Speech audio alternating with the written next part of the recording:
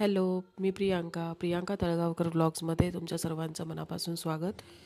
आज मी बनवते अळूवडी आणि अळूवडीसाठी इथे घेतलेला आहे मी बेसन। त्याच्यामध्ये टाकलेली आहे हळद, आमचूर पावडर, तिखट पावडर टाकले, लाल पावडर, लाल मिरची पावडर आणि त्यानंतर चवीपुरतं मीठ येईल। चवीनुसार आपण अंदाजाने मीठ टाकायचं। त्यानंतर थोडे जिरे टाकायचे, दही टाकायचं। हे बघा, दही पण आलेलं आहे।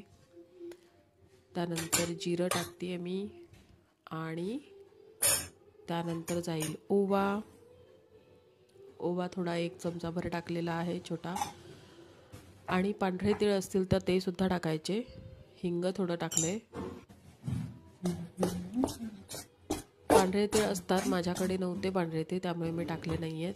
आणि पाणी टाकून थोडंसं, जास्त पातळ नाही जास्त घट्ट नाही, अशा कन्सिस्टन्सीमध्ये पीठ भिजवून घ्यायचं।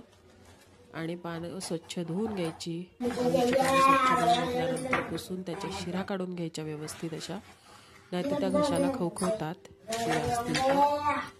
त्यामुळे शिरा जाड दिसतील त्या अशा काढून घ्यायच्या व्यवस्थित। अशा सर्व पानांच्या शिरा काढून घेतल्या की मग त्याला पीठ लावून घ्यायचं व्यवस्थित हाताने। चमच्याने लावायचा प्रयत्न करायचा नाही, व्यवस्थित हातानेच पीठ आपल्याला लावता येतं। सो हातानेच लावायचं। अशा प्रकारे मस्त एकावर एक अळूची पानं ठेवून त्यांना व्यवस्थित पीठ लावून त्याचा रोल बनवून घ्यायचा एकदम छान अशा प्रकारे। आणि रोल बनवून झाल्यानंतर तो वाफवायला ठेवायचा। एक 10 ते 12 मिनटं वाफवायला लागतात।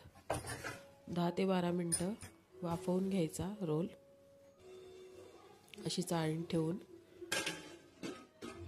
वाफवून घ्यायचा।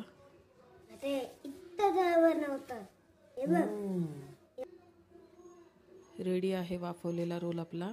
हे बघा, त्याच्या पातळ वड्या पाडून घ्यायच्या।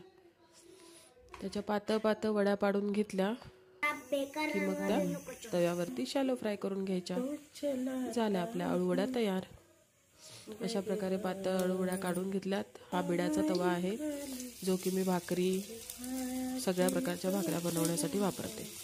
तांदळाची, नाचणीची, ज्वारीची, बाजरीची, सगळ्या मस्त होतात भाकऱ्या याच्यावरती। मम्मीने मला दिला हा माझ्या, छान होता।